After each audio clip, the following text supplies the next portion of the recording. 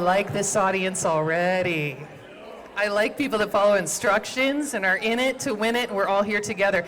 Well, thank you very much for coming tonight. My name is Susan Saunders. I am the host and originator of a program called The Susan Show, which is morning radio on 101.5 FM, WB&Q. We are one of the sponsors tonight. Oh, thank you. It has been 30 years for me in radio, 22 and a half right here in Bloomington-Normal, my adopted hometown.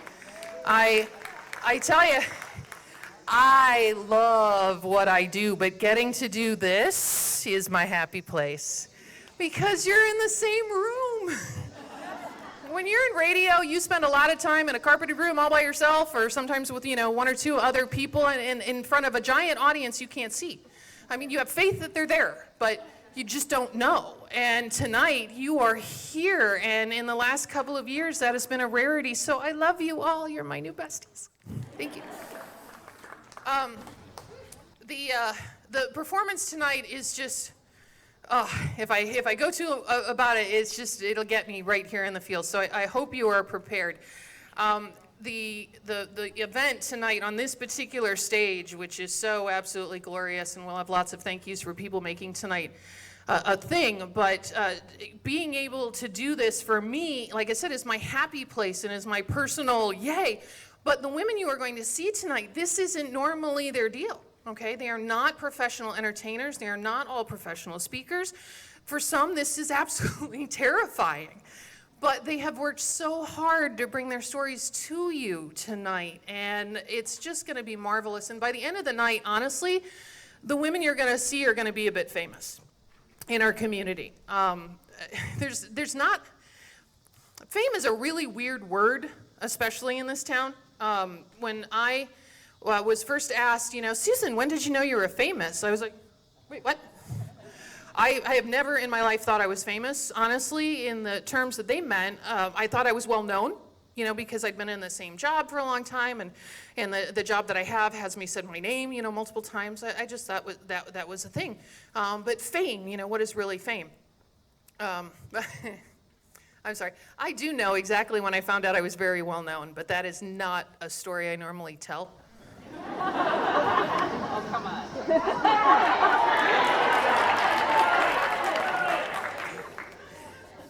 Are you an open-minded crowd?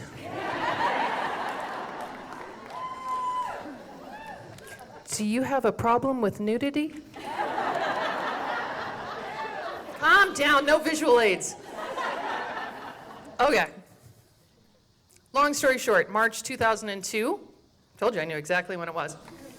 I was just about to turn 30 and suddenly divorced. Really craptastic, blindsided.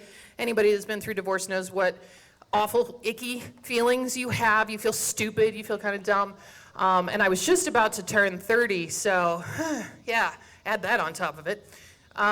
But my career was going really well at that point in time. What is it they say about your love life and your career can't be going well simultaneously? Well, at that point for me, my career was hitting its first ever high points. I had just gotten a new contract. I had gotten a raise that was like, yay. And my love life is, but I had some friends of friends who said, hey, so-and-so wants to shoot his shot. And I let him. He was nice, I mean, I was not ready for the internet dating thing. He was a little bit older. I was 30, he was 45. I didn't think that was a big deal because this is me dating with training wheels, right?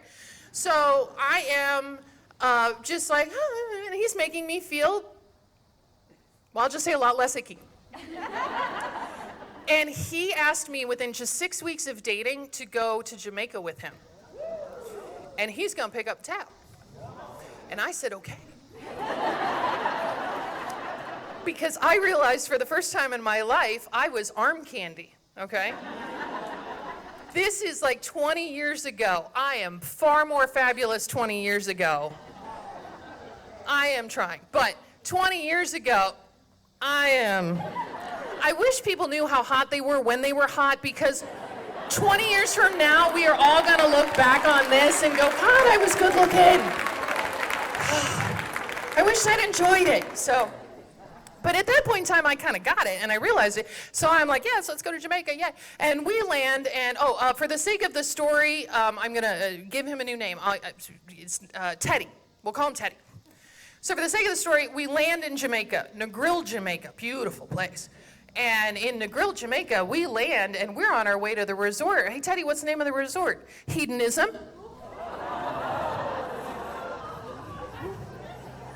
I did not know this. For those of you who did not go, whoa, let me explain.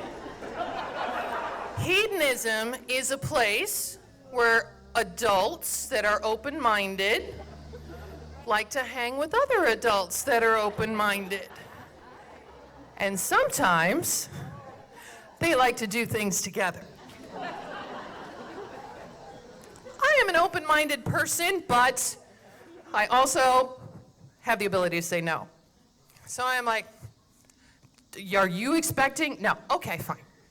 So we get into what is actually a really nice resort, beautiful place, and Jamaica's awesome.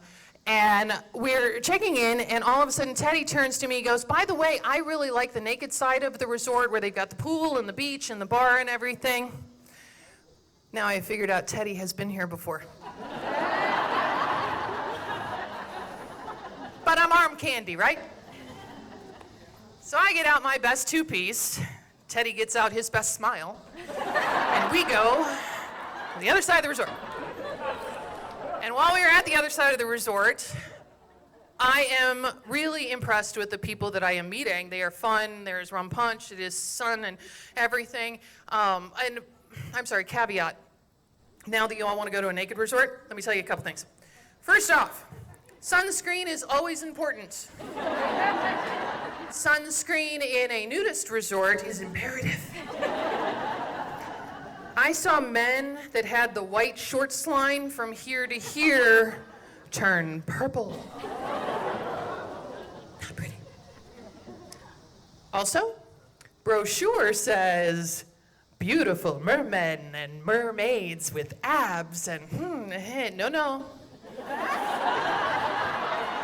Not where we were at. Tattoos sometimes start here and here. Or here and here, but the resort, lovely, these people are cool. I've had a lot of rum punch, and by day 3, I'm thinking, maybe I just... Teddy, what? I'm gonna go to the restroom, and I'm gonna come back, and I'm gonna try top-off thing. I don't know why I had to go someplace private to take off my top and walk back. It's just what I had to do. I had to pee, I'm sure. But I go and I take off my top and I'm walking back to the pool and I am trying to contain myself because I am now the new boobs. Again, lesson.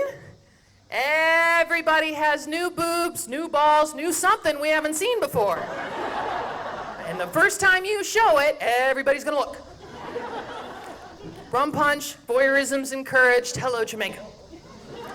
So I am walking back and I am trying, in my head, I'm just like, chin up, be proud, I'm hot, I'm good. I am from the Midwest. And when you meet somebody in the Midwest, you can't just go, and keep going, right? You meet somebody in the Midwest, you make eye contact, you say hello, you actually care. Sometimes you tell them, go ahead at the 4-way stop, even though it's your turn. Midwest. So, I'm walking back, new boobs, I am like 5 minutes into naked here, and I run into a couple who is full-on happy. And they're holding hands, so I do the Midwestern thing. I'm like, hello, how are you? They are excited. Hello, we're so excited to see you here. We love your show.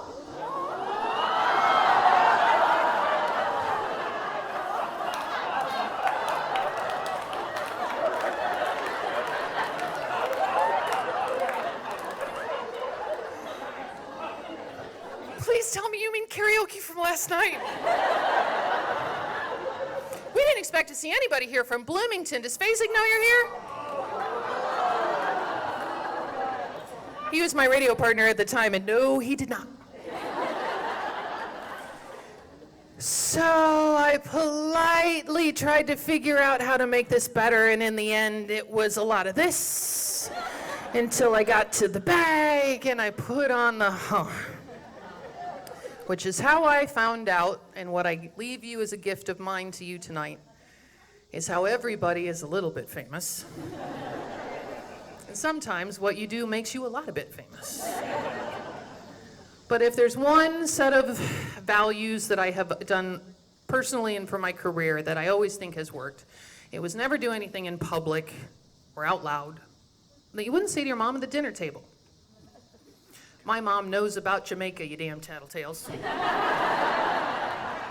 But it was wonderful.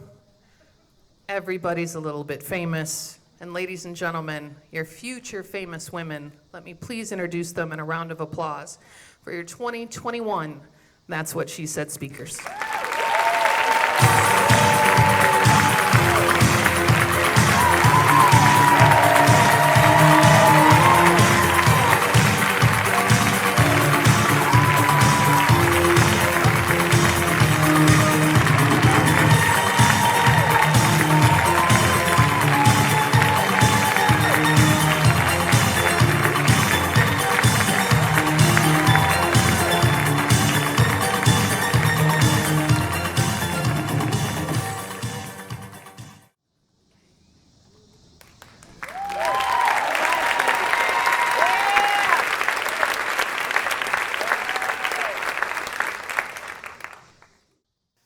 My maternal grandmother, Hattie Pearl Reed Moore, would stand tall, spread her feet apart, place her hand firmly on her hip, and she would say, "I am Hattie Moore.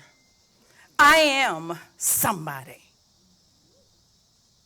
My grandmother was born on March 28th, 1909 in Crystal Springs, Mississippi, a time that was very different than when I was born in 1959.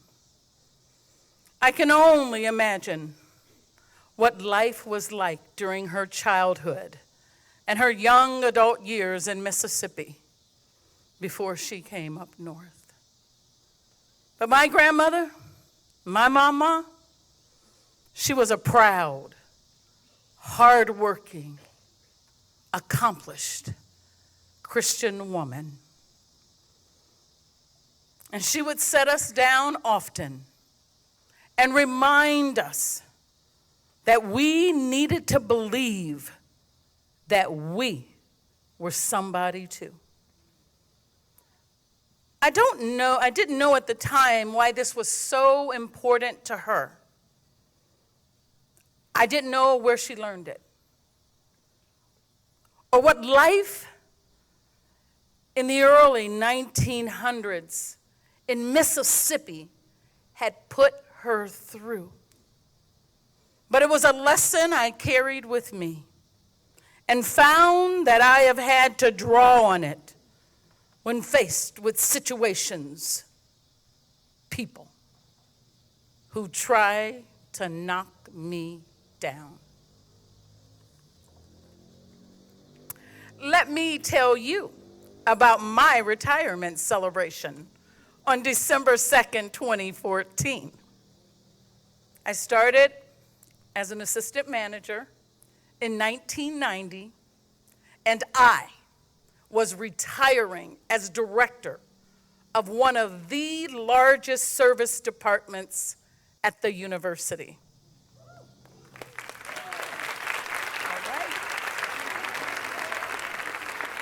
I like to say I grew up at the university because as a young girl, I would go to the football games to see my future brother-in-law Walt on the field. It was a beloved place for me. The MC for the ceremony was introducing the next speaker. The speaker was my immediate supervisor, and it was his time to say a few words about me and my career at the university. I had worked with him for over 13 years, and he was my immediate supervisor at least the last 4 years. Historically, when someone is retiring from my institution, this was a time for the supervisors to talk about their accomplishments, their career highlights, their contributions, any awards or recognition that they've achieved. These events usually involve the retiree's family, community members, colleagues, and coworkers, and they were always gracious affairs. This event, it was not just special to me because I was retiring. It was even more special because my 87-year-old mother, Josephine, was at the event. My mother, she never saw me run track or cheer during my junior and high school years. She never saw me compete as a member of my high school speech team. She wasn't present when I was announced as a member of my high school homecoming court.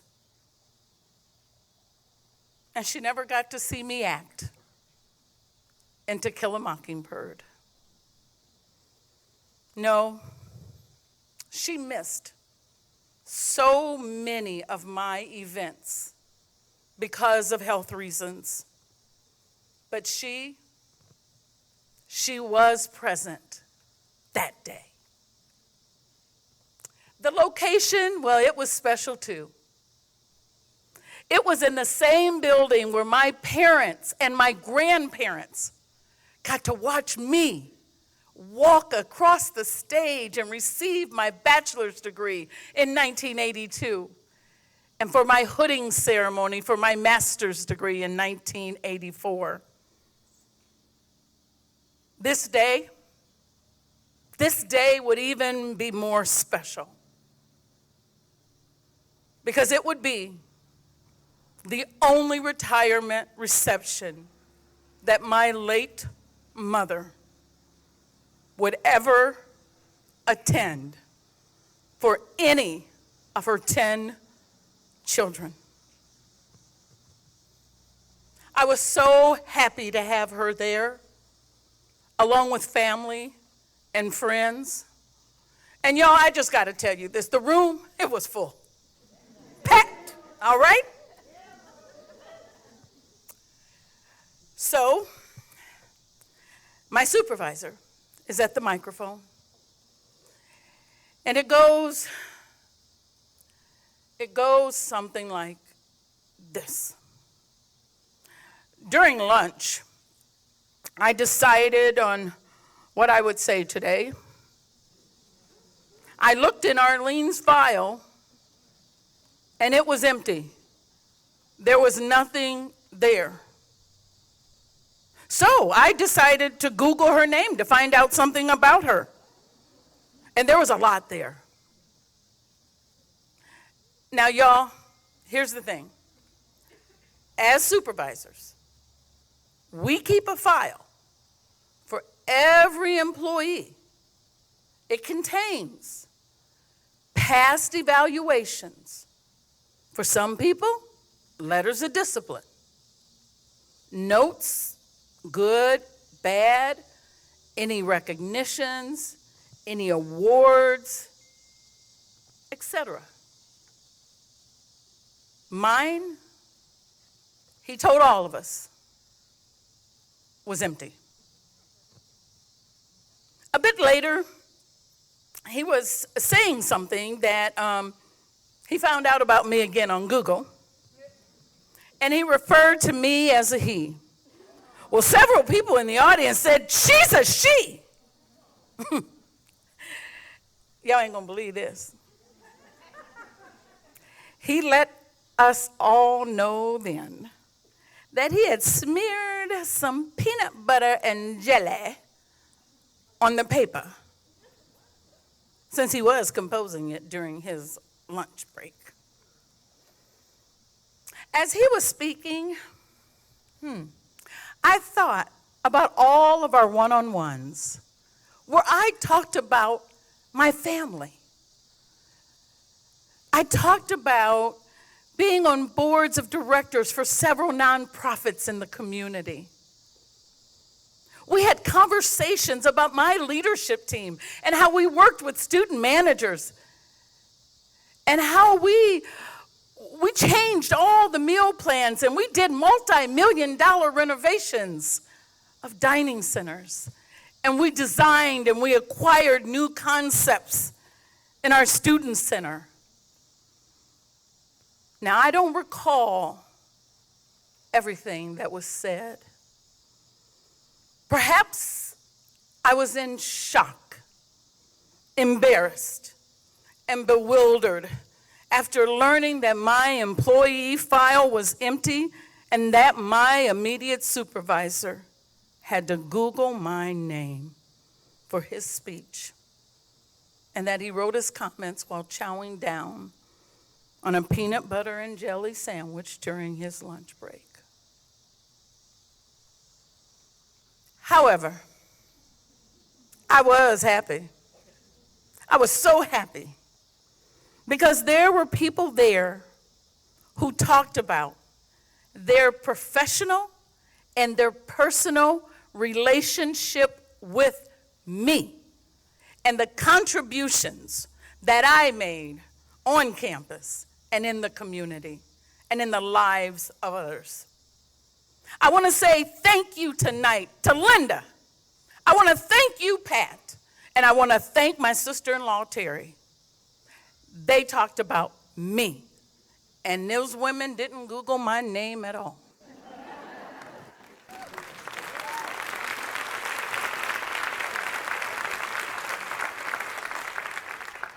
Now, shame on me. I should not have expected more from this man who told me that I was an embarrassment to the university. When I followed his directive, I carried out his plan while he was vacationing in the Greek Isles. Now, in that moment, I knew I had a choice. I could let the anger and the disgust well up and ruin my party. I could ignore it and pretend that I wasn't insulted by Dr. P.B. and J's lack of respect and decency. I could let this man make me believe that I wasn't worthy of a proper speech, that my 25 years of hard work and contribution didn't matter. Or I could see that God places people in your life for a reason, even if they're bad bosses, to help you find your strength to believe in yourself. And at that moment, I remembered my mama. Because for a significant portion of her life, society in America told her and treated her as though she was not somebody important and worthy. Maybe she found her inspiration in a poem written by Reverend William Holmes Border Sr. I am somebody. And she would stand in front of her grandchildren with her hands on her hips, and she would recite loudly, I am somebody. And so, I enjoyed the rest of my retirement party. I allowed my friends and my family to celebrate me and my accomplishments. And I made my mother so proud. And when I feel like the world is setting me up to fail, I stand tall. I spread my feet apart. I place my hands on my hips. And I say, I am Arlene Hosea. And y'all, I am somebody.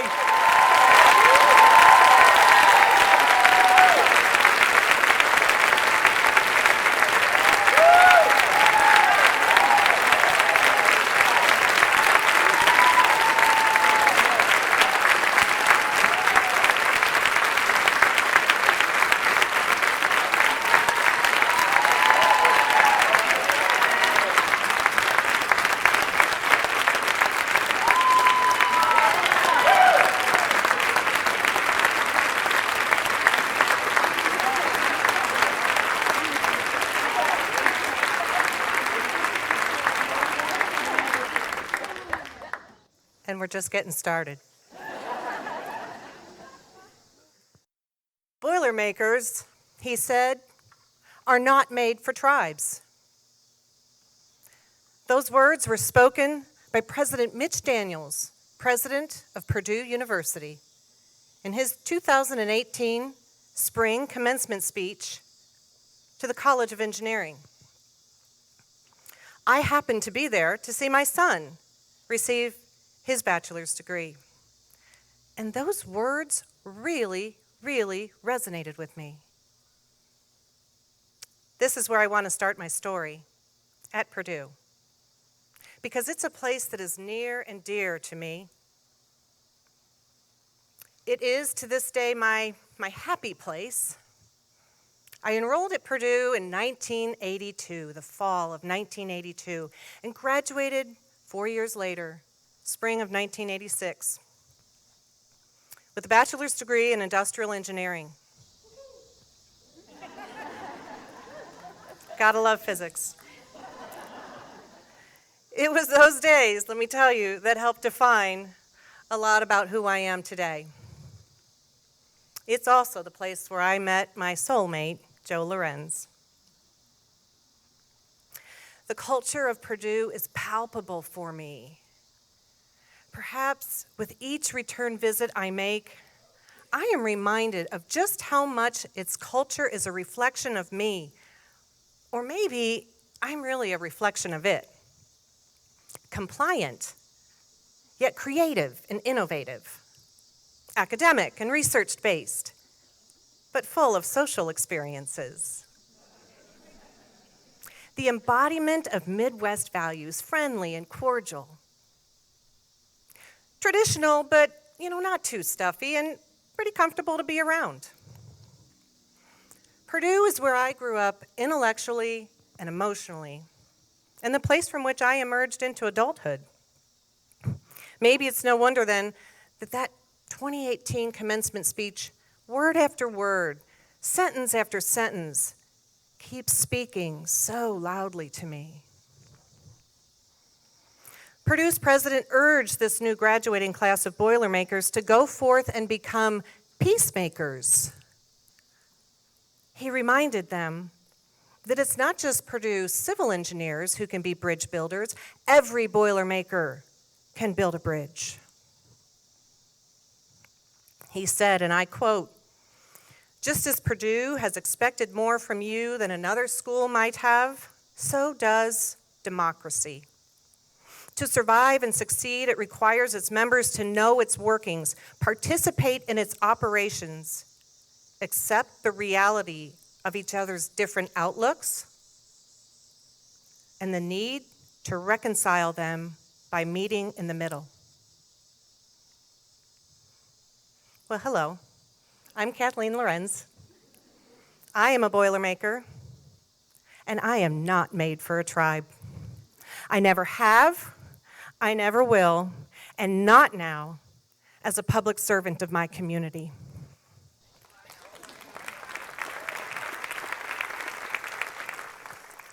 Shortly after locating here in 1994 with my husband, we started our family. Stephen came along in 1995, and then Kate came along right after in 1997. As they grew up, I gave of my time to them, to their communities. I got to know the workings and participated in their school communities, their activities, and my community at large. Which is probably how this industrial engineer finds herself today sitting on a city council, trying to navigate politics. Well, I believe that just as Purdue expected more of me as a young engineering student, so too does my community and our democracy. And yet, it is in this arena of politics that I observe a very strange phenomenon. I've heard it described as the default human experience of tribalism. Suddenly, more and more people you thought knew you better, start assigning ideas and identities to you. Maybe even trying to tell you how to vote, because that's the way of the tribe. Maybe putting words in your mouth. Well, let this be my chance to put my own words in my own mouth and give you a glimpse into who I am as a human being and how I navigate life. Every day, I strive to do 3 things. Check those 3 boxes, all is good in Kathleen's book. Anything beyond those 3, extra credit, completely optional, including sometimes showering. Thank goodness for Zoom calls, huh? Yeah. Well, fluff the hair, we're all good. But seriously, let me pause here and say thank you, Pandemic 2020, for helping refine for me what to do every day and what really is important. So what are my 3 things? Well, 1, every day, get up, make my bed. Make my bed. I know, you're thinking, oh yeah, there's that story of the sergeant who said the secret to life's success. You've heard it. Get up every day and make your bed. Well, I'm here to tell you, I think I had the idea first. Going back to when my kids were born, mother of 2, they were 23 months apart. Kate was crazy, you know that. And there I was. Joe traveled a lot with his work. All calamities, all children illnesses happen when he's out of town. Twice the furnace has gone out when he's out of town. Some days it was all we could do to just get through it, keep each other fed and alive. But at the end of the day, literally, I could look at my bed and say, I got that done. And I knew tomorrow was another day. The second thing I do, the second box I try to check, is a spiritual one. This one really has been honed by the pandemic experience, and simply put, what I try to do is spend 15 minutes every day with God, intentionally. Not on the fly, not driving down the road somewhere. I'm talking about sitting down in a chair and spending some quality time. The pandemic, like I said, really helped establish this routine, but so has somebody else. She's sitting here in the front row. My dear friend Jana. Long time friend and a spiritual mentor to me. What I do is I read the scripture readings from the Catholic Daily Mass. I'm Catholic, born and raised. Maybe not the most stellar example. Consider myself, right? A work in progress, Jana. Yep. When Jana and I get together, we have the best conversations. It's always not the most spiritual, but she's a great mentor, let me tell you. And we talk about a whole range of things, including how we would change the Catholic Church if we were in charge. And we are really hoping that God has a sense of humor.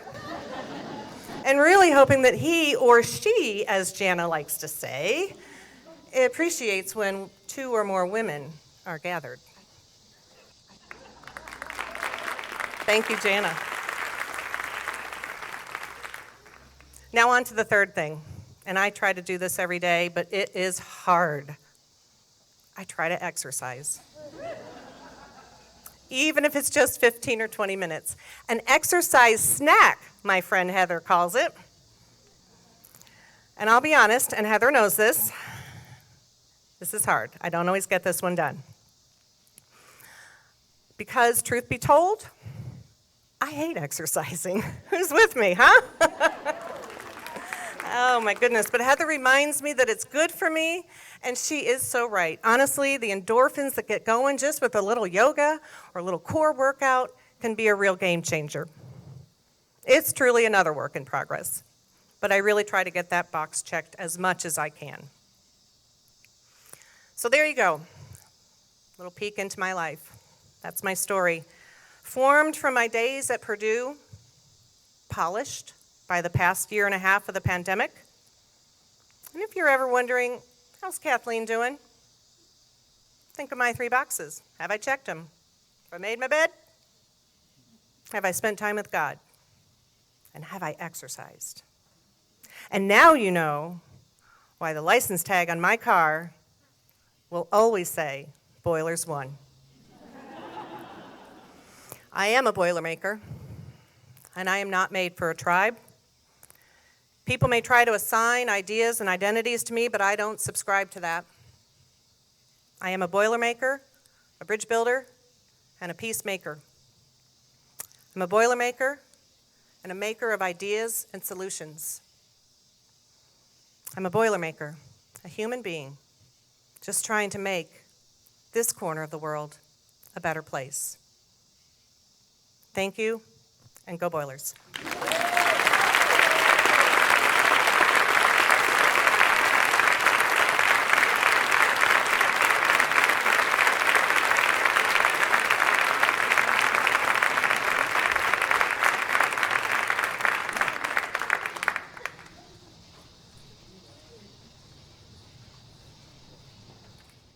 How's everyone tonight?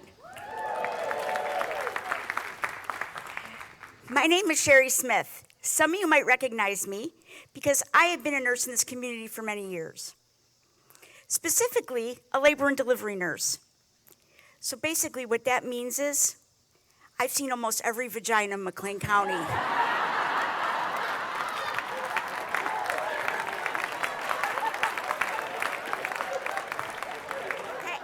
Hey, you look familiar.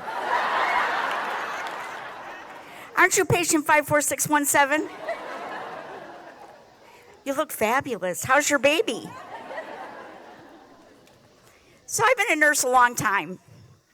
As a matter of fact, some of you might not know this, but Florence Nightingale and I were in the same graduating class. She was a much better student than I was. During clinicals, she went the extra mile serving all the military men. You know what I mean? Let's just say I caught her sneaking into our dorms late at night, looking pretty tired, with someone else's fatigues on. All joking aside, I've had the best career in nursing. Nursing has been very good to me.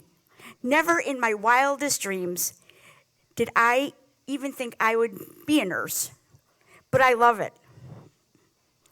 I remember vividly my first shift, my first clinical, my first job, making what I thought was tons of money, $7 an hour.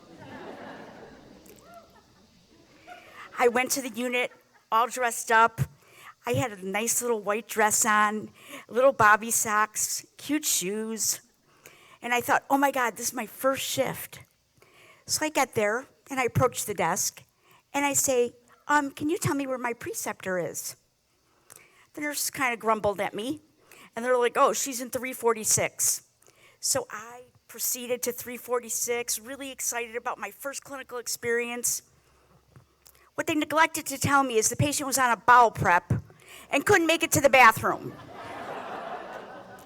So I bang open the door and I close it immediately and run to the bathroom and puked all over the bathroom stall. So instead of having my first clinical experience, I had to clean the stall for 8 hours. Afterward, I said to this older nurse, this woman in charge, I said, I won't be a nurse longer than 6 months, don't worry. And she goes, well, you better think about that. So here I am, 35 years later, still learning and practicing.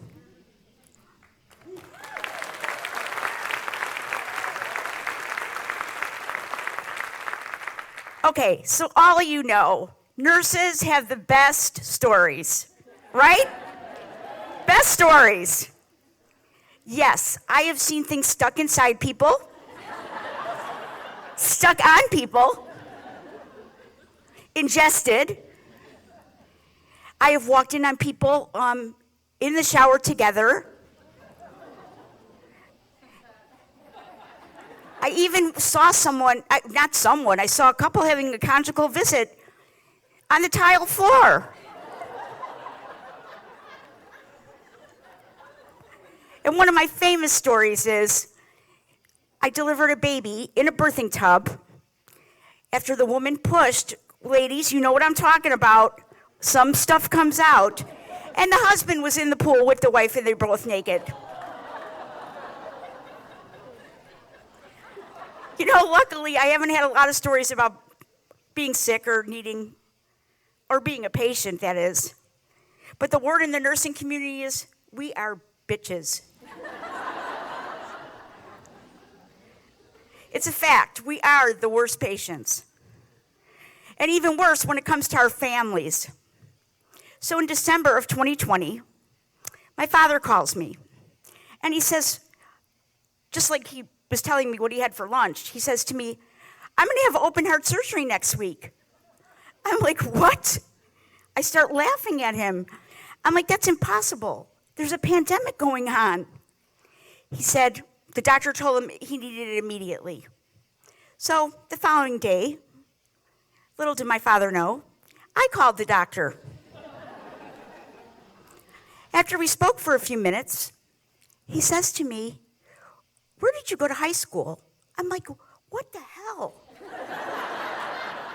We're talking about my father. So I remembered he lived 2 blocks away after he told me, the geography. And I couldn't believe that this guy remembered me. So obviously, he must have had mad love for me.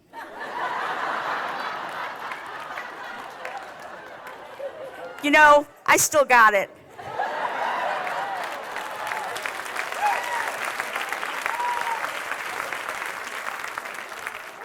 So after having more of a conversation, he explained that my dad really needed the procedure. So I go, and in turn, I go try to tell my father, explain in layman's terms, they are going to cut your chest open. This is the real McCoy. And my father says to me, why didn't you marry him? He makes a lot of money. I'm like, what the hell? My father trying to play matchmaker, but not even thinking about his open heart surgery. So the surgery went great. He did fine. However, they put him in a rehab, and he started to feel sick. But guess what? They sent him home anyway. So he was released on a Sunday, and by the way, he lives in Chicago in Morton Grove. And the following Thursday, he gets a call from the Illinois Department of Public Health telling him he has COVID. So 2 days after that, he was having difficulty breathing, and we immediately sent him by ambulance to the hospital. Okay, so 2 days later, I'm up north by myself thinking, woohoo! And I started to have symptoms. So what do? I call everyone in Bloomington-Normal, and I say to them, what should I do? I was getting sicker and sicker, and I knew I had no choice. And the last thing any nurse wants to do is go to the ER and wait 5 hours. So I knew I couldn't drive. So again, I'm calling the Morton Grove Fire Department to come and get me. So the ambulance arrived immediately. And I was trying to grab things to bring to the hospital. Like, I haven't been in the hospital since 17 years ago when I had a baby. So the guy says to me, "Ma'am, just get on the cart. I'll wrap you in a warm blanket." I looked up at him, and I looked at his big blue eyes. He was so darling. So I forgot my name.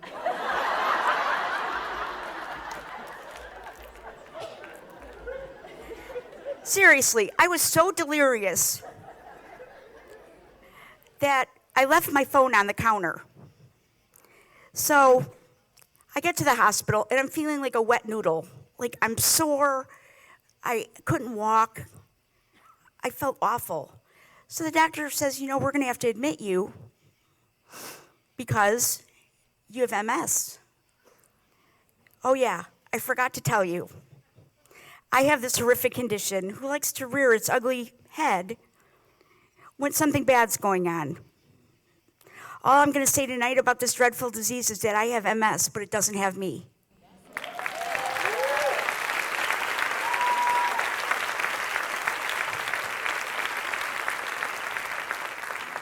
So my dad and I were 2 rooms away from each other.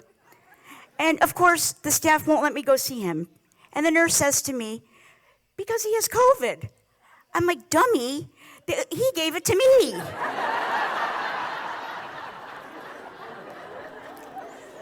So a few days later, my brother calls me. And he says, "I know you're really sick, but we have a really big problem." By the way, he lives in New Jersey. The Cook County Sheriff called him, asked him if he knew a Sheri Smith, because someone filed the missing persons report because they couldn't find me for 4 days. He tried to explain that I was in the hospital with COVID, and the sheriff was like, "Uh-huh." So we were trying to figure out who reported me missing. And we pinned it down to our aunt. So the sheriff suggested to us, "Do you think you can call and tell your aunt what's going on?" So we hang up the phone, and all of a sudden I hear this clanking walking down the hallway. And guess who's at my door of the hospital? The sheriff. You know, reality is so much better than fiction. I can't make this stuff up if I tried. So the sheriff came in, sat down, took out his notepad, started questioning me. And after about 30 minutes, he says, "Oh, I think we can drop the case because you were found."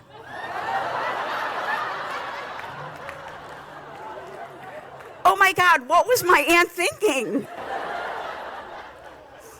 So now we're going to fast forward 5 days later. I had to stay in the hospital. I'm feeling a little better, and it's early in the morning, and the nurse comes barging in and says to me, "Are you ready to go home?" I say to her, "I have been wearing the same clothes for 5 days. I have no shoes, and I have no coat." She looks at me and says the most dreadful comment in any hospital. "Ma'am, we're going to have to call social service department to get you some assistance." I was mortified. Me, of all people, I'm like Imelda Marcos. So I tried telling her about how many pairs of shoes I had at home. And she looked at me and she's like, I'm sorry, but that won't help us now." So about 6 hours of waiting, someone brings me a pair of someone's old nursing shoes. They were dirty. You could tell they were worn. So I put them on, and I'm slapping around the room like a clown. And I say to the nurse, "Do you think I could take a shower?" So she goes in the bathroom, and she immediately comes out. She's like, "Nope, the shower's broken." I said, "Can I go to my father's room and take a shower?" "That's against the policy." So she says, oh, I'm gonna have to call maintenance. I'm like, oh, okay, how long do you think that'll take? She looks at me and says, about a week. So I say to her, you're telling me I'm going home smelling like a dirty animal, no shower, dirty clothes, and someone else's old nursing shoes. The nurse looked at me and she said, you know, I guess so. Immediately after that, the technician comes in, brings the wheelchair. She goes, are you ready? I'm like, I have no coat. No coat. Like, this is it. A t-shirt and old pajama bottoms. Like, and she says to me, here, put this on. And she gives me a hospital gown. Like, that's gonna help. So as I'm being wheeled out, I'm like, could I stop and say goodbye to my dad? Nope, you can't see him. It's against the policy. He has COVID. I'm like, okay. So we get to the front door, and the technician says, I will go out and get the cab. Stay here. It's a blizzard in Chicago this day. So I'm dressed in a hospital gown with someone else's shoes on. And the cab driver takes one look at me, and he's like, oh my God, did she escape from the mental health unit? So guess what? I got in the cab anyway. And I said to the driver, hi, I want to warn you. I smell like ass. I have no money. I'm wearing dirty clothes that I haven't changed in 5 days, haven't had a shower, and obviously no coat. But I'm not homeless, I swear to you. So I said, if you drive me to this address, which is written like on a piece of scrap paper, I'll go in and try to find you money. He looked at me like I was insane. But he drove me anyway. So I went up to my dad's condo, found his secret stash, of course, took $40, and I come back to the driver and I say to him, oh, here, happy holidays. He turns around, he's like, ma'am, I don't celebrate holidays. I looked at him and I'm like, happy whatever. Could the situation get any worse? So I recovered. However, my father didn't. A few days later, the hospital called me and told me to get my family together, so I called my brother. He came on the next plane to Chicago. I picked him up and we went straight to the hospital. My dad was in such bad shape, gasping for air. COVID had like pretty much eaten his lungs. You know, nurses talk about that stuff all the time. Anyway, he was in the ICU.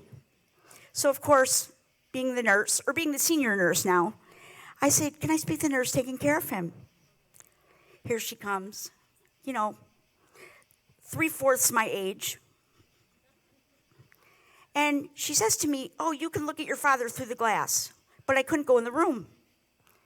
She turns around and says to me, have you ever heard of COVID? So I turned back and I said, no, what's that? So now my brother whispers to me, don't start. So in the meantime, I start putting on the blue gown, the face shield, the gloves, the whole getup. And she says to me, if you proceed into the room, we're going to call security. So I said to her, you know what, do me a favor. Can I borrow your phone?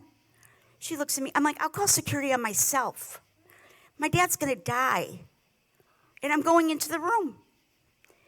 So she watches me, and I walk in the room, and I told my father that we loved him. And I held his hand for a while, then I came out. The entire nursing department watched me in silence as I removed my gown, gloves, and eye shield. Like, oh, she's a bad girl.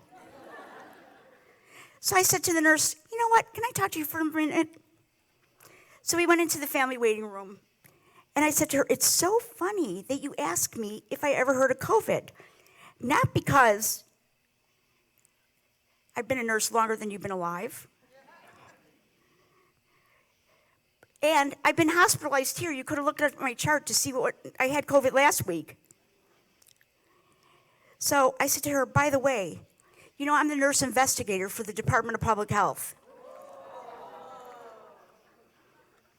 And by the way, I'll be discussing this with your nurse manager tomorrow. So I said, sometimes in life, no, first of all, I said to her, you know what? I'm so proud of you. Like, you guys really adhere to all the rules and regulations. I'm like, it's like an army camp here. I said, but sometimes the rules are meant to be broken. So, as my brother and I start to leave, we hear an alarm, an announcement, code red. My brother looks at me and goes, what the hell is that? I said, well, code red usually means that there's a fire in the hospital. So we both proceeded out the door, and we look up, and we see smoke billowing out of the hospital window, and we see all the fire trucks and all the chaos going on. And then we realized we just said goodbye to our father. And now we're standing, watching the firemen put out the fire. But my brother turns around and says to me, do you think Dad will get cremated before he gets cremated?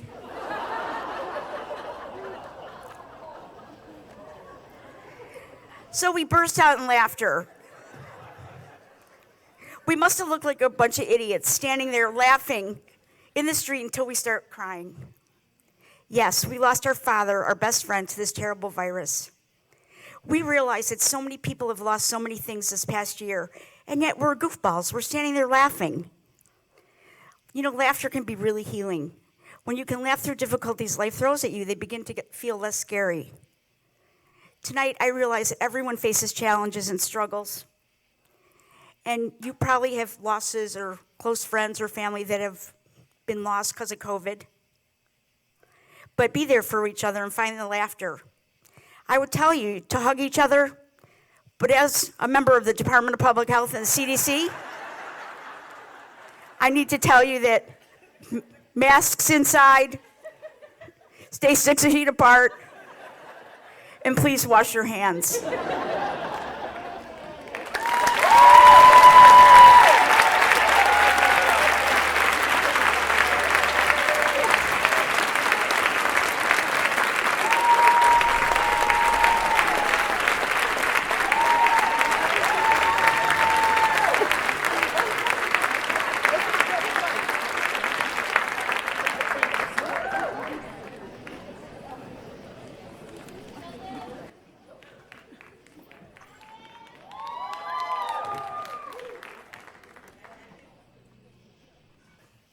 Let's just say it.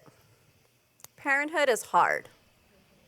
Being a single parent, that shit is real hard. I have a husband. But when I was pregnant,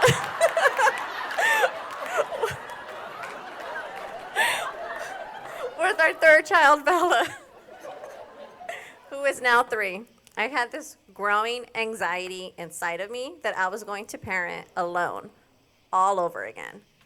You see, my husband, Joe, is a recovering drug addict and alcoholic.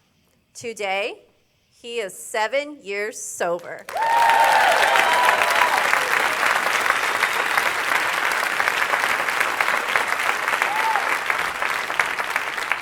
But for years, even when he was home, he wasn't really home.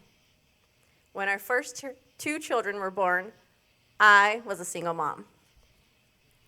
I raised them, I fed them, I made sure they were alive. I did it all by myself. So when I was expecting again, I had this growing anxiety inside of me that I was going to be in that position again, even though Joe and I were in such a better place in our lives. After the baby was born, my anxiety shifted from rage to fear. No, from fear to rage. Let's reverse that. I have what a lot of people have never heard of. I have postpartum rage.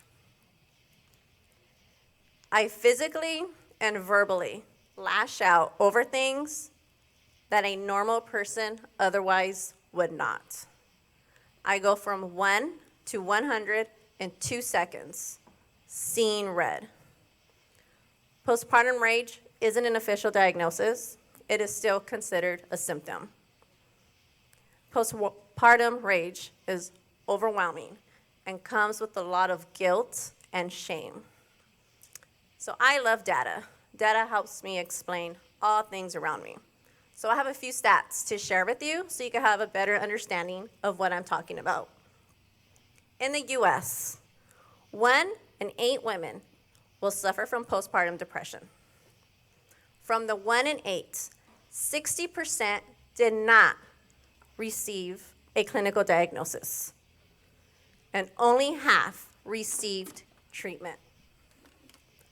Postpartum psychosis, a more extreme form of postpartum depression, occurs in 1 in 1,000 women and is one of the leading causes of the murder of children ages 12 months and under. Death by the maternal parent occurs in about 8 in 100,000 births. But I didn't know any of this.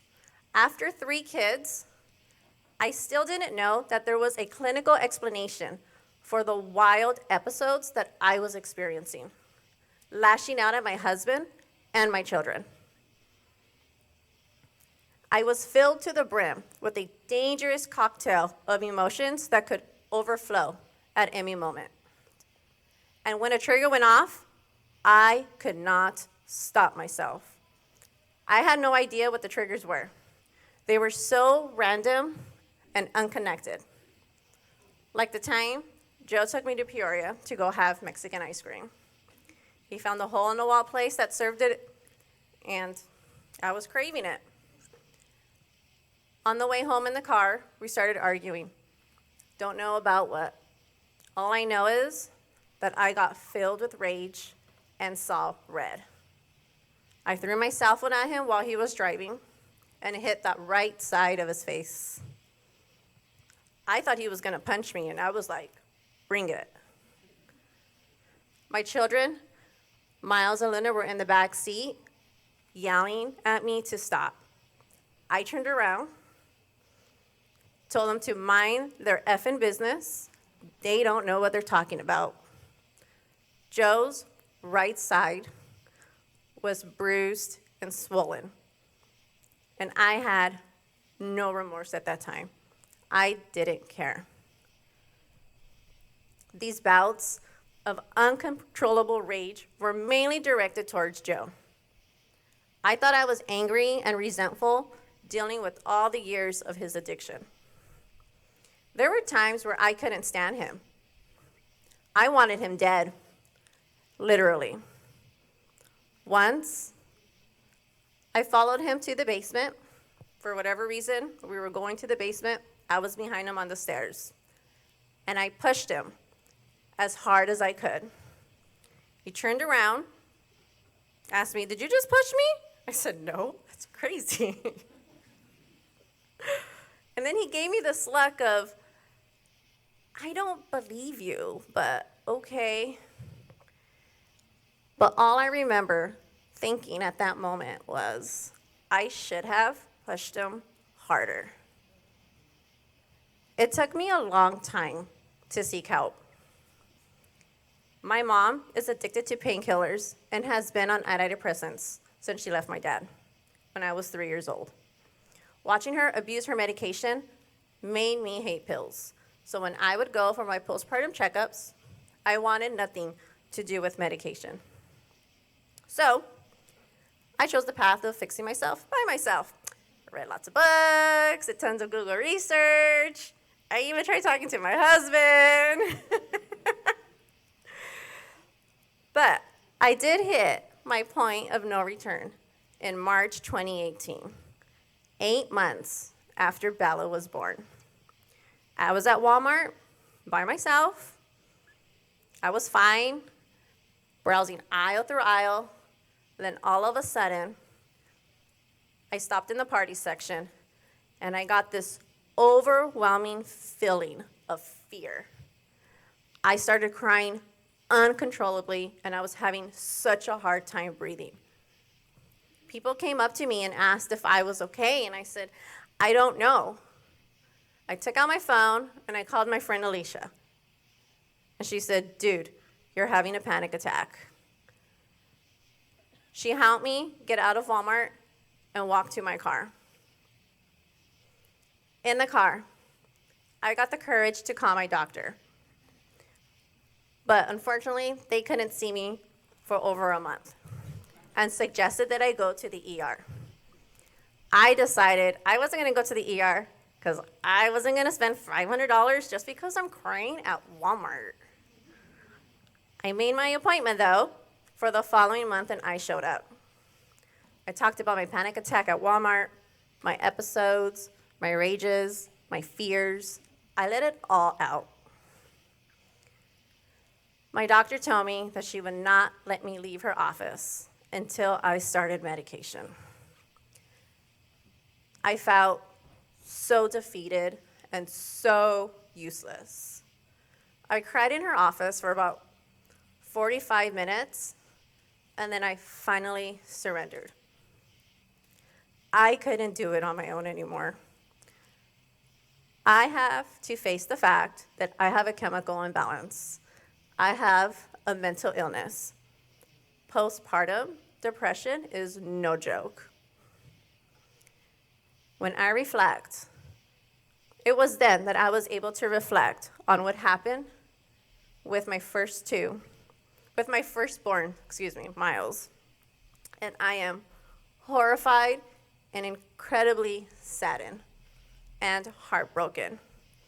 I am fortunate that my son Miles doesn't remember anything yet, and I really hope he never does. So I'm 25, giving birth to Miles. Joe is high as a kite, and for the first 2 months, I'm on autopilot. I fed, I burped, I diapered, I made sure the baby didn't die of SIDS.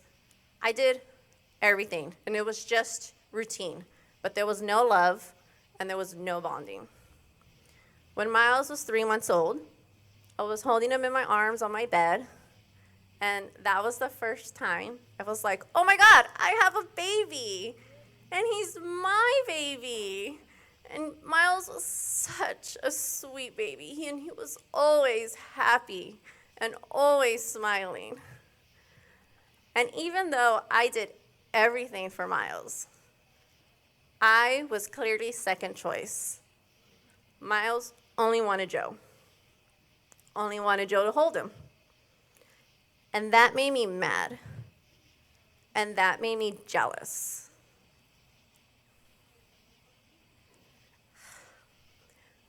When Miles would cry for his dad, I would pin him down to the ground and yell at his face, "Stop crying. He doesn't love you. He's not here." When Joe was home, all we did was fight. I would break shit, throw shit, all in front of Miles. When Miles was starting to walk, I would pick him up by his shirt and pin him to the wall and cuss him out and yell at his face. My life was out of control, and I took it out on him. 2 years later, Luna was born. Joe's addiction is worse, and now I have 2 kids, which is crazy, because I didn't even want the first one to begin with. So now I have 2. And Joe wasn't the only one that was worse. I was sinking deeper into my illness. I don't remember much of Luna as a baby. I don't remember the first time she called me mama, or her favorite toy, or her favorite song.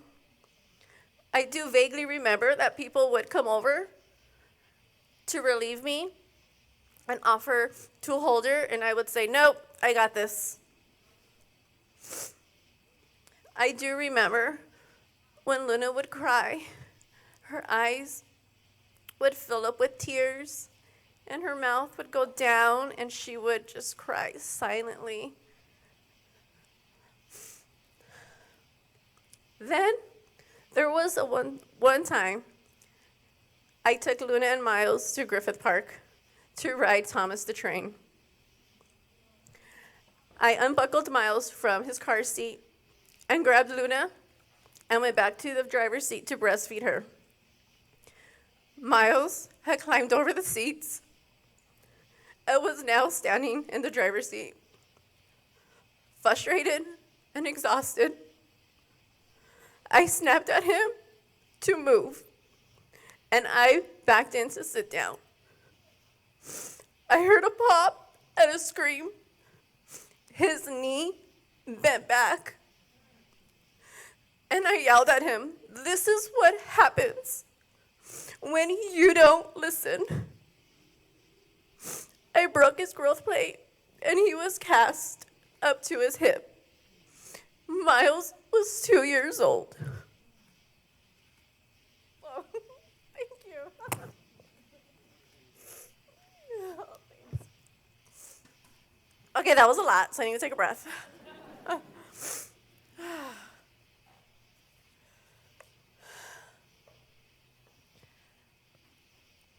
During that time, I didn't know that I had serious postpartum depression.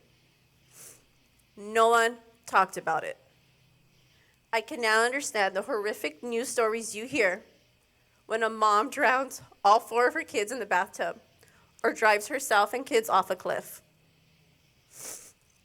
Today, I am so proud to say that I got the help I needed, and I am currently on Zoloft, which I should have taken after Miles.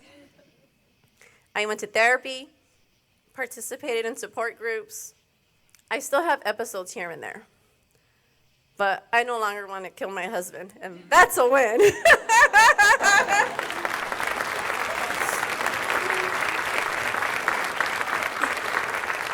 I am living a really good life right now, and my children are happy and healthy. There are so many people in this community that reached out to me and helped me along my journey. People who brought me food, lent a shoulder for me to cry on, people who let me vent, even someone who gave me a job so I could find myself again. Thank you, Julie. And I am so grateful for everyone that reached out to me. During these past few weeks, working on this story, I uncovered even more realizations about what I went through. Remember when I said I didn't want to go to the ER because I didn't want to pay $500? Well, that's not the entire truth. I didn't want to go to the ER because I didn't want to be seen as a bad mom, as a violent person. I didn't want my children to be taken away, and I didn't want to be admitted for wanting to harm my husband. There was this realization that what I did would be considered abuse. There are so many scary things about having a chemical hormonal imbalance that takes you to such dark places, and we judge. And we are just so afraid to ask for help. I did some pretty awful things. There are even scarier stories out there of women who do the unthinkable, and we judge. And we ask ourselves, how could that be possible?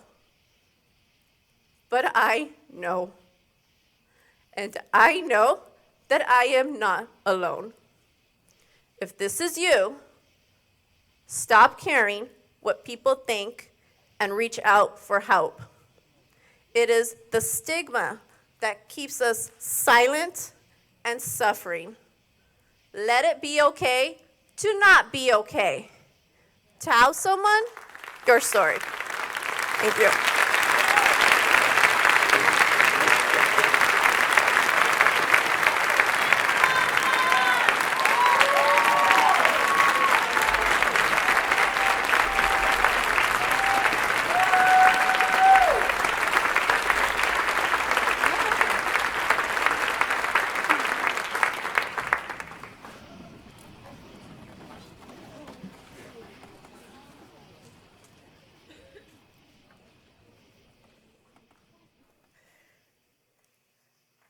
I am an athlete.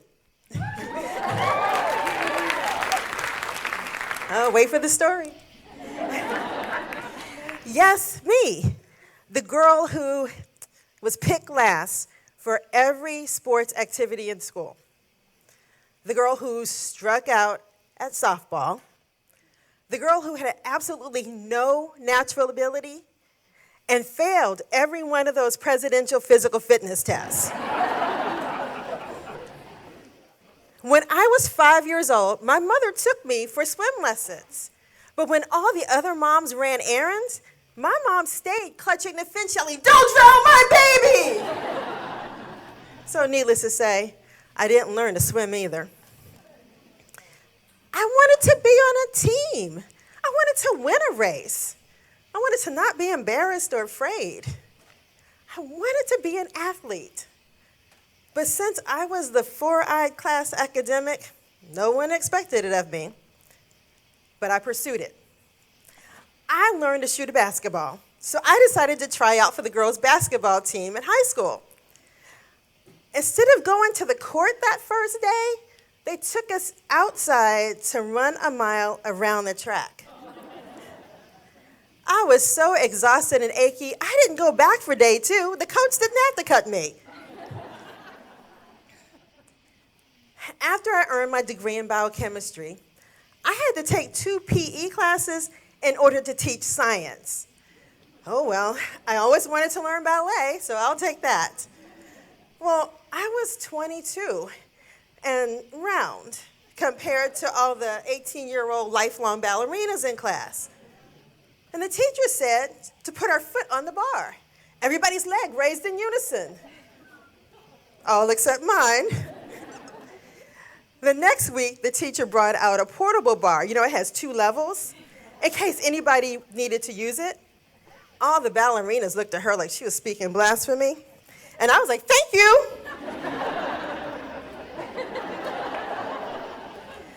I now realize that might have been the kiddie bar. But thank goodness the class was pass-fail. I passed. I took a much more successful bowling class. So when the work team said, "Let's do a team building activity and go bowling," I was all in. Because, you know, I could avoid the most embarrassing thing in bowling, which is a gutter ball. No, wrong. It is not the most embarrassing thing. The most embarrassing thing is not letting go of the ball soon enough and stepping across the line and going sliding on your back on the overwaxed floor all the way down towards the pins. And nobody could come and help me. So there I was on all fours, slipping and crawling back up to solid ground. That was embarrassing. Now, my first attempt at athleticism as an adult was ice skating lessons. The rink said that my 5-year-old should wear a helmet, knee pads, elbow pads, and wrist pads to his lesson. Since my athletic track record was not good, and I needed to go to work the next day, I wore a helmet, knee pad, elbow pads, and wrist pads to my adult lesson as well. I'm sure the instructor thought, "Wait till I tell my friends about the lady who got the kiddie equipment list and followed it." That was until, I think you guessed it, I slipped and fell and kept falling until my head went boom on the ice. And I remember her speed skating toward me, yelling, "I'm so glad you're wearing a helmet."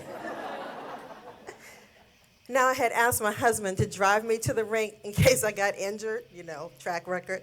And so on the way home, I said, "Do you think anybody saw my embarrassing moment?" And he goes, "I don't know if anybody saw it, but everybody heard it." But a few years later, I was 41, and I wanted to really get fit so I wouldn't have a heart attack at 45 like my dad. So I got a personal trainer, and I started strength training. And I enjoyed that. And then I found Zumba. Any other Zumba divas in the room? All right. I am not a morning person. But I like to dance so much that I got up for 5:30 a.m. classes for 8 years. I started seeing muscles in the mirror. and my body started to obey me. So just before my 48th birthday, when a friend started a running group, I joined. I wasn't fast, but I gradually started to cover the distance. My first 5K, my first 10K. The next spring, I joined a Fleet Feet training program, and I found my tribe. The mentors ran with me. They gave me techniques and tips for safety and how to run faster. That didn't help, but anyway, faster. The fellow runners encouraged me to run my race, my pace. I'm still not fast. Okay, here's a translation. I am slow. But I have been running year-round ever since. Then I started to ride my bike and found true love. I joined Bloomington Cycle and Fitness for winter indoor training rides and summer spokeswoman rides, and I had a ball. And then on one of those spokeswoman rides, a friend said, hey, why don't you participate in a duathlon? Run, bike, run, done. But that was followed by my current craziness. During a New Year's Eve run, one of the ladies, might have been that same spokeswoman, she talked to me in this stuff, announced that Fleet Feet was going to have a women's triathlon training program. The goal race would be the 2016 Esprit de Ski Sprint Triathlon, but we had to register before the price went up at midnight. Now, I was truthful. I advised them that I could not swim. But they said the race is 6 months away, and we're going to train together, and I could do it. So in order to save an entire $10, I went home and registered for the race that night and signed up for the Women's Triathlon Training Program. And I soon found out that I was not just a beginning swimmer, but thanks to Don't Drown My Baby, I was a pretty anxious one as well. But not to be thwarted, I signed up for a triathlon swim training program too. Now their goal race was the Pioneer Sprint in Petersburg, Illinois. The pool is only 4 to 5 feet deep, they said. You can stand at any point during the race, they said. You got this, they said. And they were so wrong. I got there that morning. I racked my bike in transition, and then I went in to see the 4 to 5 foot deep pool calm my nerves. And the line at the bottom of the pool went down out of sight. You should have seen me. I was scanning the wall, scanning the deck. How deep is this pool? 13 feet. I can't do it. I'm taking my bike and going home. But thank you to the coach who calmed me down. My Fleet Feet training women group gave me some strategies and being great encouragers. I was dead last, but I finished my first triathlon.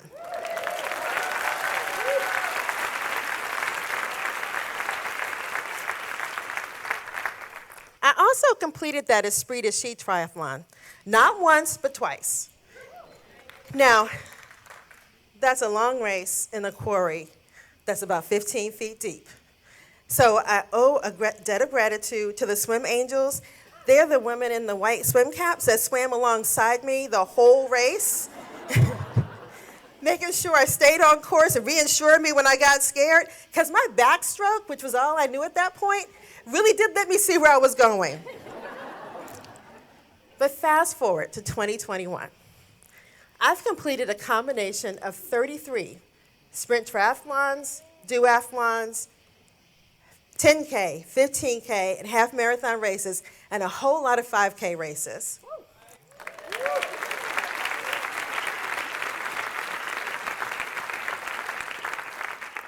When my friend Julie said, "You're not the slowest runner, it's just that those who are slow are afraid to try," I became a Fleet Feet training mentor.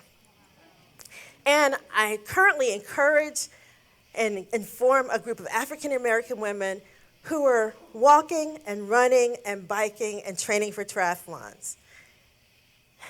Thanks to U.S. Master Swimming, the many swim instructors, my tri-training buddy, maybe every swim coach in town, my swim anxiety is almost gone. And my freestyle is starting to go the distance.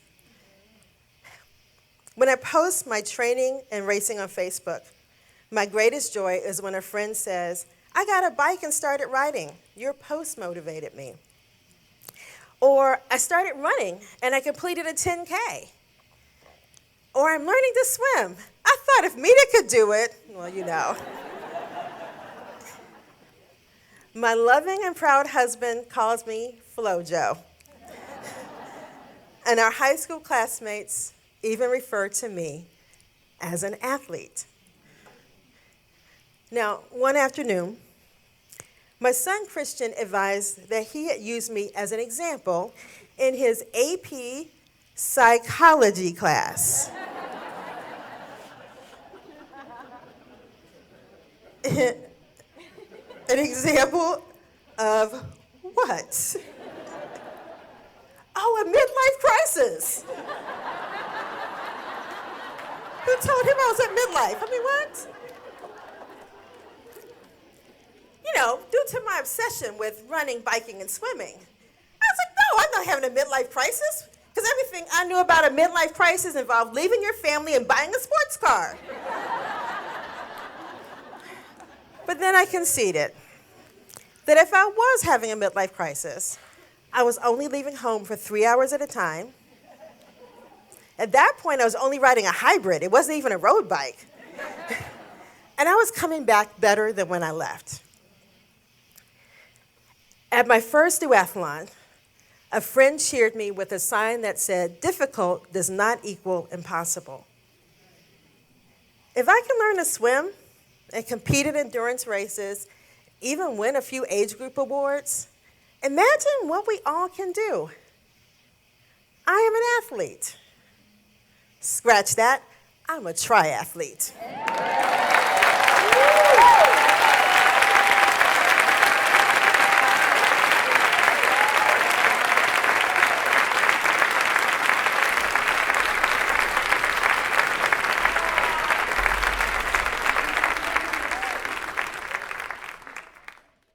Imagine walking into a room full of people who you have never met before.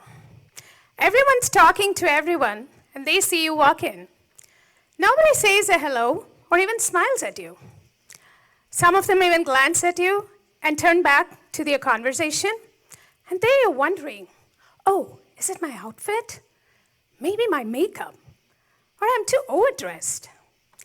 But then, out of the blue, you notice you're the only Indian American in the room, and bam, that's when it hits you, why nobody is making an effort to talk to you. So now, you have to make the first conversation to make them feel comfortable with you. Welcome to my life as an icebreaker in America, the land of dreams and opportunities.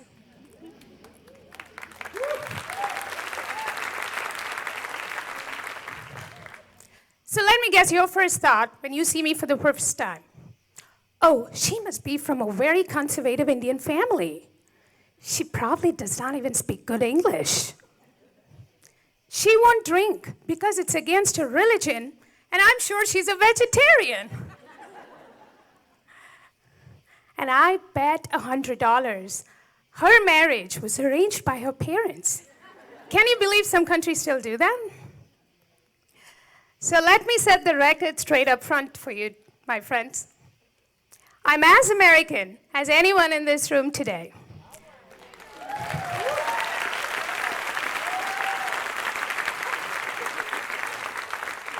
I came to this country 20 years back from a very progressive Indian family who raised their daughters as sons and taught us to be independent. English is my first language, and I grew up watching shows like The Knight Rider and The Full House. And of course, a lot of Bollywood movies. I love my steak medium well, with a nice glass of Cabernet.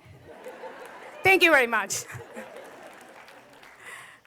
And I have answered so many questions about my marriage because I definitely got myself into a love marriage, as we say in India. I was born and raised in Kuwait, one of the richest countries in the Middle East. My parents were immigrants, but we lived among a huge Indian population. So life was quite normal, being part of the community, and I went to an Indian school where I perfectly fit in. So during the Iraq-Kuwait war, we had to move back to India, and I continued my high school and undergrad in India. Life was great, being part of a big Indian family, all the amazing food, love and pampering, and of course enjoying all the festivities. As I grew up, I noticed my skin color was very dark, just like my dad. My mom, my sister, and my cousins, they're all fair-skinned as per the Indian standards. I was the dark horse in the family, literally. My dear dad was very proud that I looked like him, yet it didn't matter. I used to cry to my mom that she used white soap for my sister and black soap for me, and that's why I turned out this way.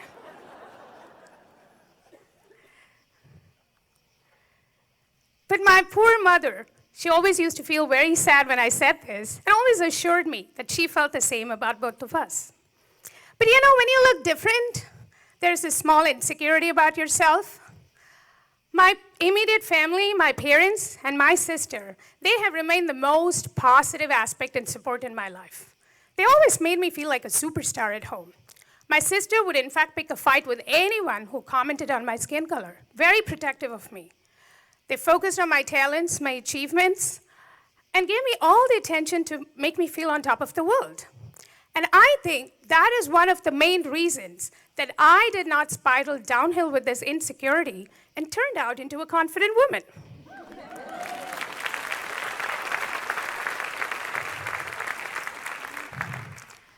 My complexion and my skin color, it became a non-issue after a point in my life.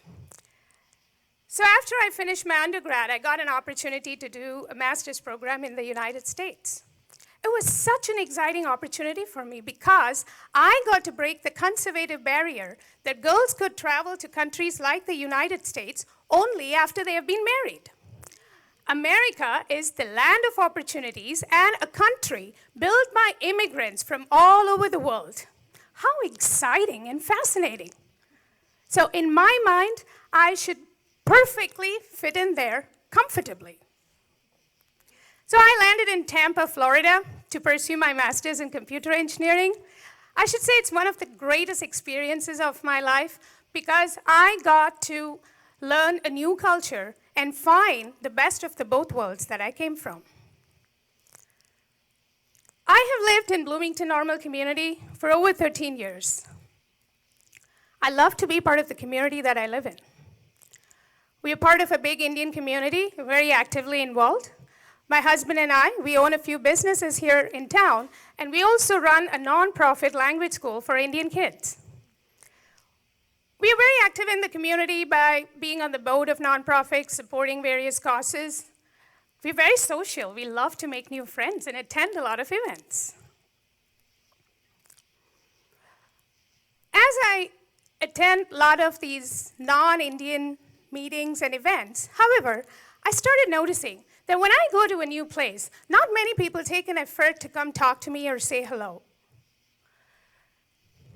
Many times I've come home telling my husband, I don't even know why I'm going to these events or meetings because at the end of it, I don't make any new friends. Nobody calls me for the service projects that they do or events that they're hosting. It's like I'm always invisible until I make an effort to reach out to everyone.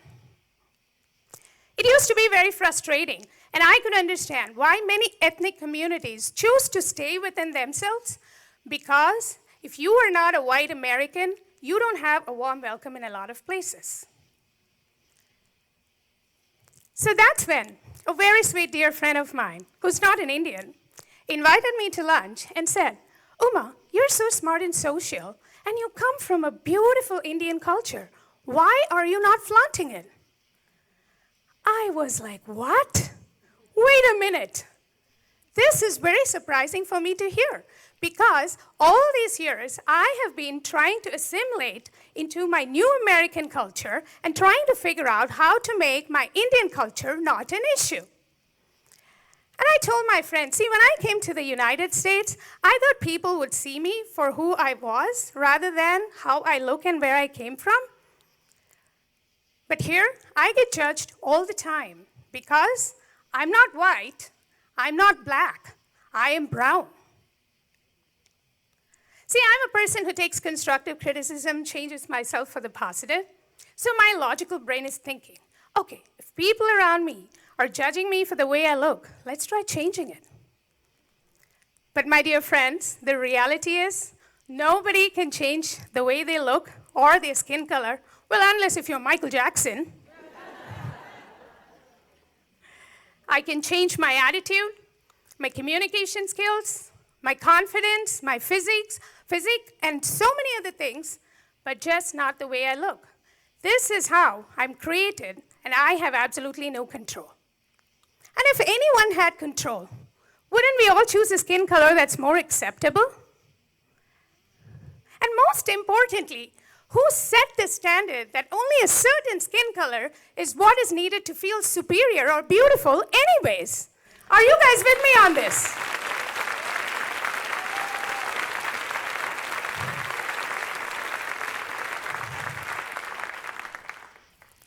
So I told my friend, it's very surprising to me that educated people in top professions want to make me feel different, that I don't fit in. But see, I come from India, a country rich in culture, education, and hospitality. We treat everyone like our own family. And the Indians coming to the United States are highly educated and in top profession. Yet, it's very shocking on how much emphasis is placed on something that's given to you at birth and that cannot be changed. So that's when my sweet, sweet friend told me, okay, Uma, why don't you be the first person to break the ice and start the conversation in such situations so people will get to know you and they'll love your personality? And I'm like, okay, this icebreaker strategy sounds nice. So the term icebreaker sounds very cool, very chill, right? But it's one of the toughest things to do. You need to have confidence and courage to walk into a room full of people, go talk to a stranger to make them feel comfortable with you and to accept you for who you are. See, those who know me, they know I'm not shy to talk or approach anyone. I can confidently go introduce myself today to Jeff Bezos or Elon Musk and talk about their amazing space journey. So one good thing that came about being an icebreaker is I became fearless of being judged. I became very comfortable wearing my Indian outfit to any event that I wanted to.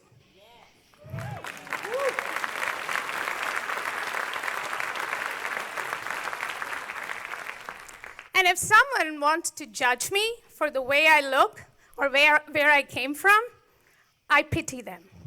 Is this the worldly view and knowledge that you have in the current world? So, I come into America from different countries.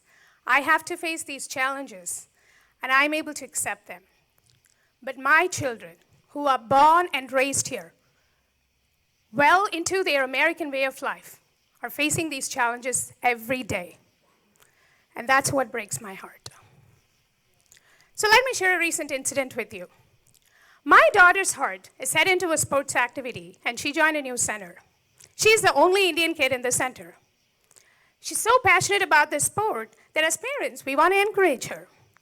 The center conducted a social for kids and families to get to know each other. My daughter was super thrilled because she had only been there a couple weeks and she was so excited to make new friends. And she said, Mommy, do you want to go with me? I was like, of course. So we both were walking into the event, very excited, and we went into the area where the kids and families were. Almost everyone turned to look at us, but at the same speed, immediately turned back. Not even a smile or a hello. There were moms at some of the tables. Nobody said hello or offered me a spot at the table. And I was like, all this doesn't bother me anymore. I'm here for my daughter. So my daughter saw a few friends that she trained with and said, Mommy, I'm just going to go sit by them. She went over, and the girls blankly told her to her face, sorry, you cannot hang out with us. There is no space for you next to us. I was just watching in horror, and my heart sank because there were so many empty seats next to them. And I told my daughter, if you want, we can leave this place. I don't want you being around such rude girls and their parents who do not even acknowledge our presence here. But my sweet, sweet daughter said, Mommy, it's okay. I don't think they meant what they said. I'll just go sit by them. All through lunch, none of them even turned towards her or said a word to her. She tried to play games that they were conducted, participate in the activities, meet with new people, but at the end of the 2 hours, she did not make any friends. And it's not because my daughter is not social or friendly, it's because she was the only kid that looked different that day, and nobody wanted to take her in their group. I admire the strength and courage that this child had, and the fact that she accepted that this is how she's going to get treated at such a young age. I came home and I cried to my husband. I said, as a mother, I just could not take this. Who gives them the authority to treat others this way? And in what way is my daughter less? She's an American, born and raised here. She speaks English as her first language and our mother tongue as her second language. She loves High School Musical. She got selected as a performer at Shrek Musical for her beautiful voice. She loves her cheeseburger and fries. We celebrate Christmas. We celebrate all the occasions here. We do all the activities like any other American family. She respects others' feelings so much that she swallows her own feelings to fit in.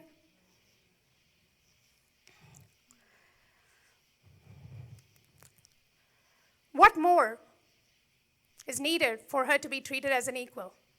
I just don't have the answers. The only solution that I have is to teach my kids to be an icebreaker into their American way of life. Isn't that very sad? It's very tiring and exhausting. So the next time you see someone that does not look like you walk in, just give them a smile and welcome them to sit with you. It means a lot.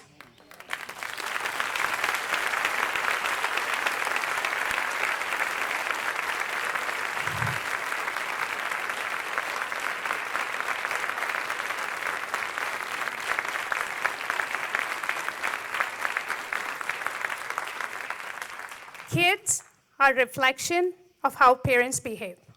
So let's teach our children, the future generation, to see people for what they are on the inside and not what shade they are on the outside. Thank you.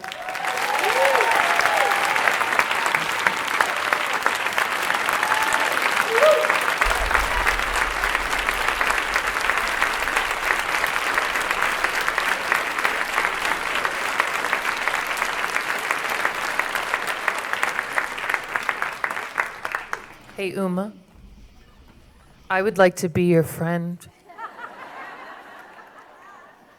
It's so nice to meet you, and I am so glad we have spent this week together. Hi, Susan. Nice to meet you too, and I love you. I would like to hug the stuffing out of this woman, but Sheri and the CDC says I can only give her my elbow, so thank you. Is that not the coolest dress? I mean, we all look good, but that dress is phenomenal. Okay, how y'all doing? Our fearless director gave us a warm-up exercise where we'd have to say red leather, yellow leather, red leather, yellow leather. And after all of the crying and laughing I have done, my face hurts. So feel free, red leather, yellow leather. Red leather, okay. One more time. I love a crowd that does what they're told. God. Live radio studio audience. I'm going to make it a thing. Okay. So many people tonight made this evening possible, and before we put the cherry on top with Miss Michelle, we just need to take a moment and say a very special set of thank yous, because otherwise we would not all be here. So first off, we are so grateful to have hosted a very special Women United Power of the Purse. I have been to many Power of the Purses with many of you, saw some very fabulous bags. Just to remind you once again, the reason you are giving money and rationalizing that purse purchase is because we are thanking everyone who donated to the United Way McLean County Workforce 180 initiative. That is a coordinated workforce development system for at-risk youth in McLean County. And over the 60 handbags you have the option to shop through and bid for. You still have time through September 3rd. The auction closes on September 3rd at 7 p.m. Okay? Bid often, bid loud, tell your friends. Winners will be contacted after the auction closes. Also, thank you when it comes to Women United, igniting the power of women who bring the passion and the expertise and the resources needed to get things done and create lasting change in our community. 2 names always pop up here, Pat Grosso, Laura O'Connor. Thank you so much for organizing such a beautiful fundraiser. Give them a round of applause. Yes. Sorry, I can't see anybody anymore now that the lights are on. We need to very sincerely thank our presenting sponsor. They gave the most money. Carle Health. Carle Health, yes. Whether it is an illness or an injury, a celebration of new life, or working to amplify marginalized voices, Carle Health understands amazing things can be accomplished when we support one another. Carle Health brings with them a deep commitment to improving the health and well-being of the people they serve here in McLean County and beyond.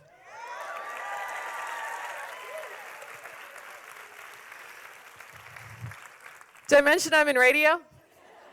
That's the only talent I have. So, if you have noticed tonight, this gorgeous staging, it didn't just invisibly appear. We thank the McGuire Home Collection for designing our stage. Nicole McGuire is here. She did an outstanding job. She gave me pillows to squeeze. I love her. It's very gorgeous. Also, we need to thank Carrie Eisenmenger with Northwestern Mutual. I know she is here tonight. Where's Carrie? Can I get a woo and a who? Woo-hoo. I heard a woo-hoo. Thank you. Women making women money. That's what we need to hear more about. Okay. Also, I know we were looking festively for your seats earlier, but did Abby Spockman with State Farm make it in? Your next State Farm insurance distributor. There's Abby. I'm sorry. Why did I think you were sitting over there? People were looking for your seats in the real wrong place. I'm glad you found it. Okay. Thank you very much. And your billboards. Well done. Just saying. But have I told you about radio advertising? Well, we'll talk later. We have an awesome team here tonight also from PNC Bank with lots of representatives. Where's my PNC people? Yes. Thank you for all of what we do in the drive-thru and beyond. You know they can see you when you're in the drive-thru, right? When you're waiting for the check to come back through the whoosh, stop picking your nose. They can see it. I was told to say that. Also, Little Jules Learning Center and the amazingly fashionable Julie Dobsky. Thank you so much. You are at everything. I see this. I want your wardrobe, leftovers, just leave them on the curb. I'm there. So lots of love there. And we are also grateful to another fantastic money institution, CIBM Bank, for helping tonight be possible. Do we have some CIBM people? Thank you. Woos and whoos for you. There has been an exceptional amount of time spent at the Park Regency Hotel, bonding, practicing, rehearsing, and putting this group of ragtag people together. And so we thank them so much for their hospitality. In other words, that's Uma's place. We encourage you to stop by, spend the night, tell some friends. Official hotel partner of That's What She Said here in Bloomington. Pregnancies may happen there. I have no idea. It's a great place. I was making jokes earlier, but I have to say, I have never had eyelashes this fantastic. So, hair, makeup, all of us feeling our goodness tonight. Pure Envy Salon and Spa. Thank you. We feel beautiful inside and out for all of your hard work tonight. I've been bawling my eyes out, and it's still good. Just saying. And for all of our gorgeous, amazing sponsors featured in our program, read the program. Very big. Did y'all see Liz's picture in the program? Did you realize that was her? I mean, we all look cute, but she's like, yes, in her pants. It was just very, very cool. In the program. Watch it. Okay. But now, from the bottom of our hearts, as we say thank you to everybody, there is the queen, the red leather, yellow leather saint of all patience, direction, and love of what we're doing here tonight. So I would like you to put your hands together with all the affection in your heart for the national director of the She Said Project, the one, the only, Jenette Jurczyk.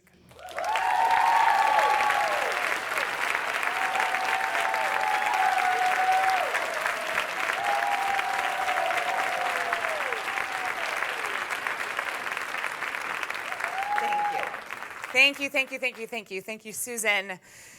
Thank you to these amazing ladies up here for sharing their stories with us tonight. Yes? In a time when we have all felt so disconnected, doesn't it feel really good to connect? Yes, that's why we do this. It has been so amazing working with each and every one of them on their stories. So thank you to each and every one of you for coming out to support them. I truly, truly mean that. The She Said Project began in 2013 in Champaign, Illinois, when three amazing friends sat chatting on their back porch, just trying to figure out how to make the world a better place for their daughters. And so She Said was born. And one of those amazing women is here with us tonight, so I just want to say thank you to Carrie Rosso.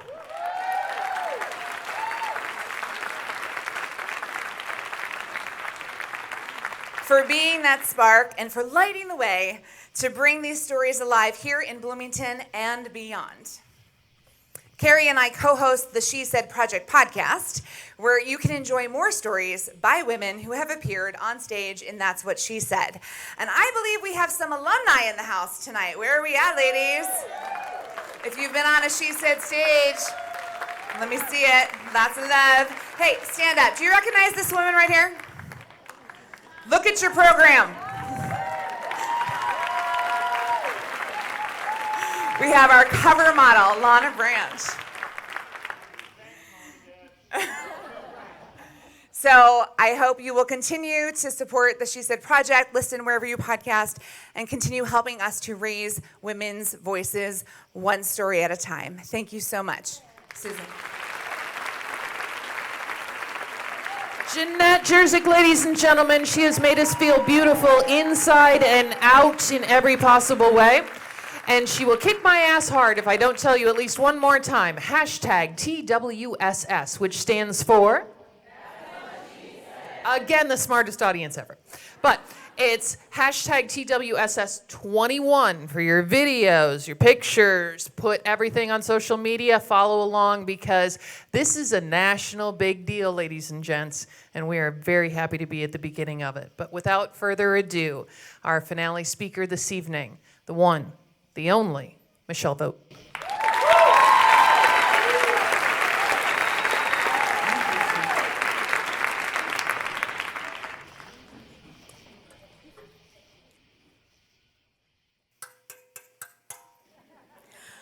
Attention, everyone. Concert B-flat scale, please. Do, re, mi, fa, sol, la, ti, do. In music, we love structure.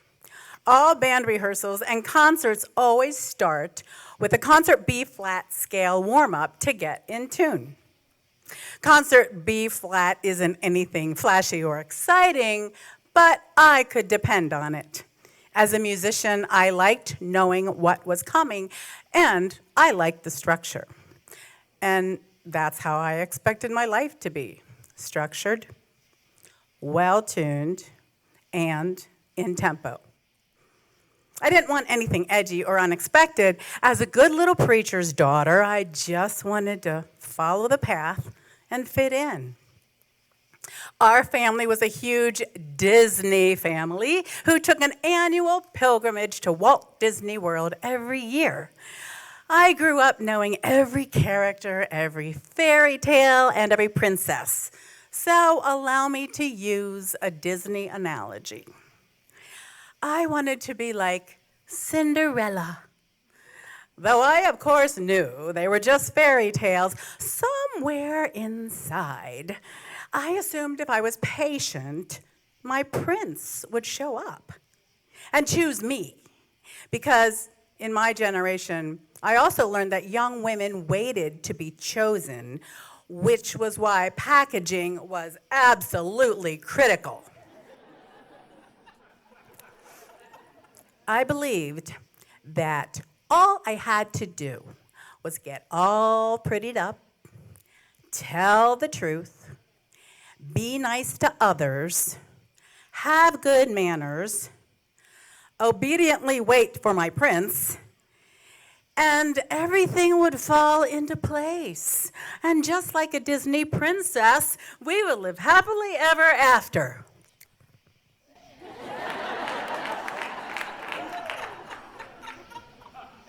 Seriously? I am sure you can guess where this is going.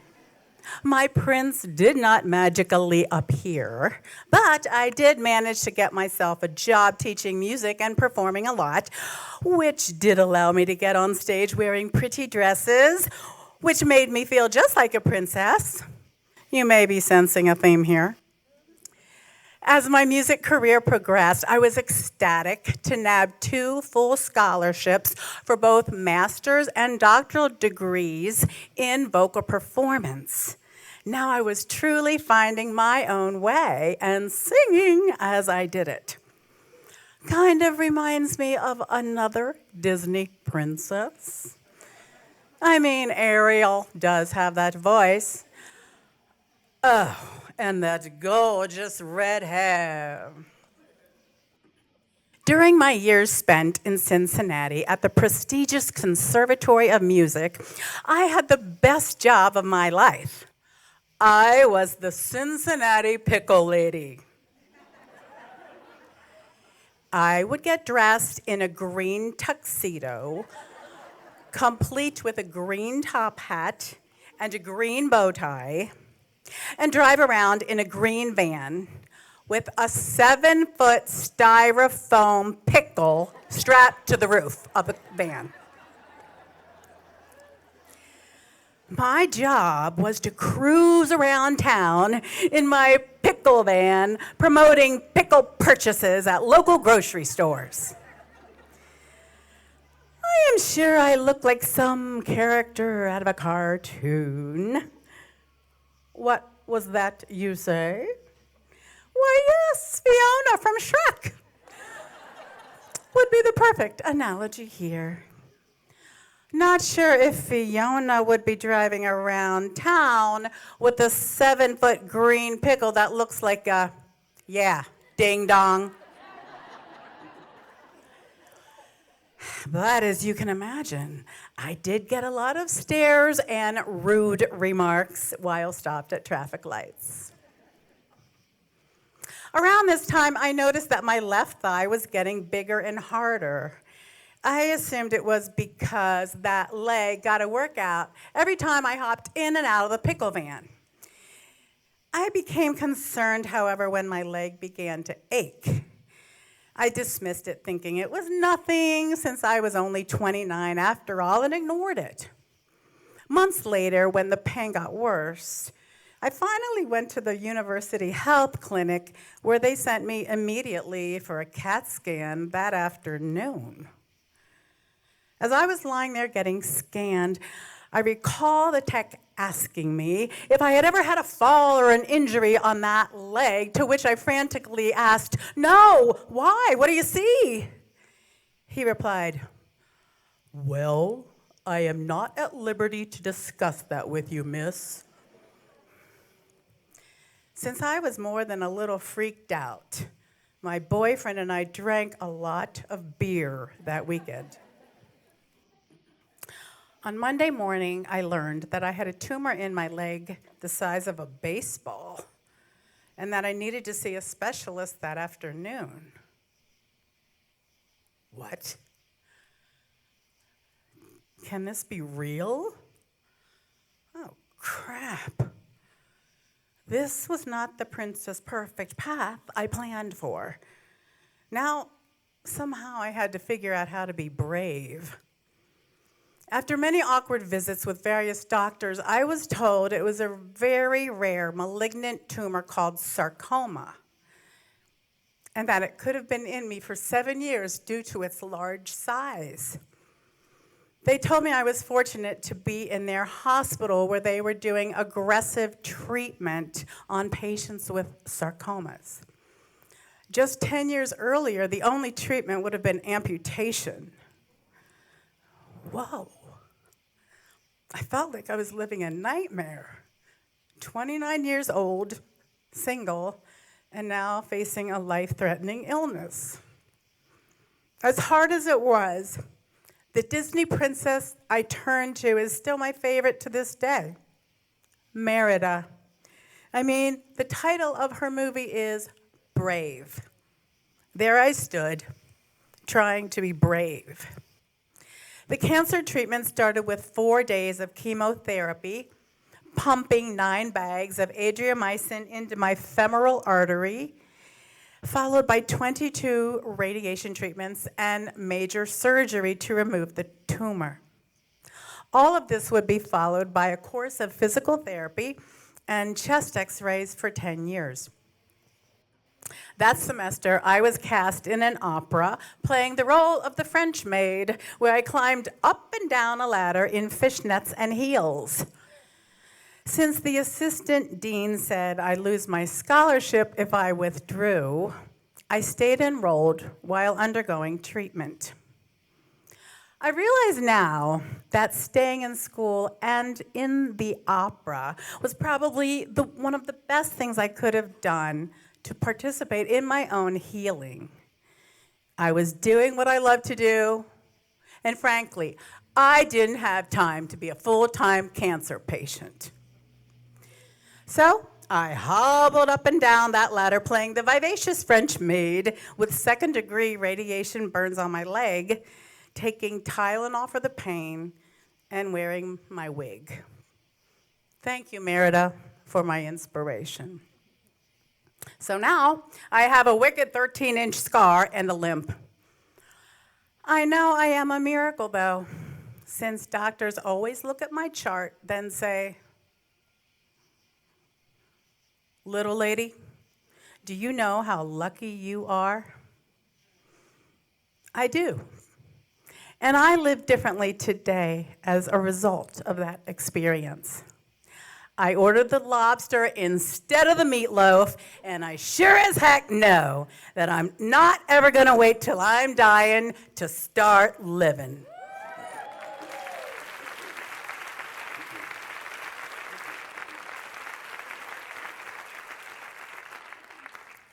I did eventually find my prince. There was a marriage. There was a divorce. Let's just say Beauty and the Beast. After that, I faced the challenges of being a single mom for 8 years till I met someone. Obviously, my Disney tale was totally off the rails because this time I married a princess.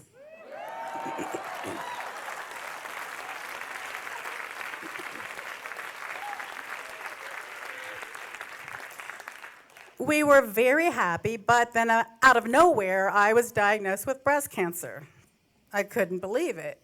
I had already had my cancer, and lightning is not supposed to strike twice, right? According to my doctor, the breast cancer was nothing compared to the sarcoma years prior. That was good news, I guess. No one ever wants to hear the C word. So once again, I got brave and soldiered through radiation and 2 lumpectomies. So here I am, still standing, the Cincinnati pickle lady, twice divorced, with a scarred and messed up left side, but feeling happier and freer than ever before. Oh, I get lonely sometimes, and I don't always want to be brave. But I also realized recently that having my freedom and independence, which I absolutely cherish, means that I sometimes will get lonely and that I sometimes just have to be brave for myself. And I don't always need a prince or a princess in my storyline at all. Just like Elsa, the Queen of Arendelle, she faces her own demons and gets to learn the power of who she really is. She is one of the only Disney princesses who is not so concerned about landing a prince or a princess. You let it go, girl.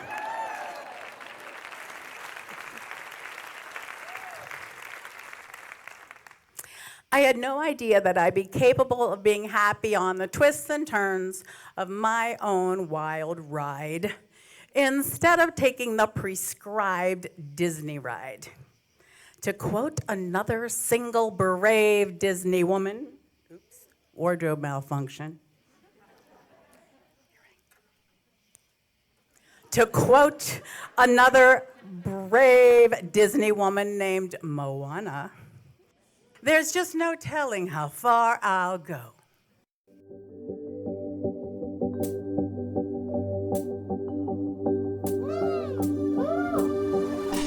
I've been staring at the edge of the water long as I can remember, never really knowing why. I wish I could be the perfect daughter, but I come back to the water no matter how hard I try. Every turn I take, every trail I track, every path I make, every road leads back to a place I know where I cannot go, where I long to be. See the line where the sky meets the sea, it calls me, and no one knows how far it goes. If the wind in my sail on the sea stays behind me, one day I'll know. If I go, there's just no telling how far I'll go. Everybody up! Sing along! The words are in your program.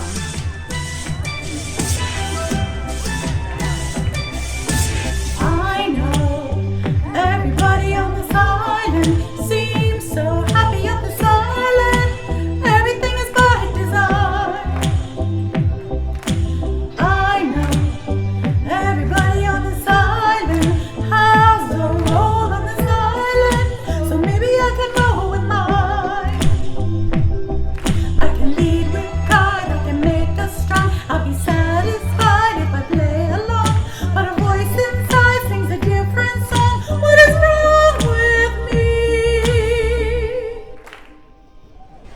See the light as it shines on the sea is blinding, but no one knows how deep it goes. And it seems like it's calling after me to come by me and let me go. What's beyond that line? Will I cross that line? The line where the sun meets the sea.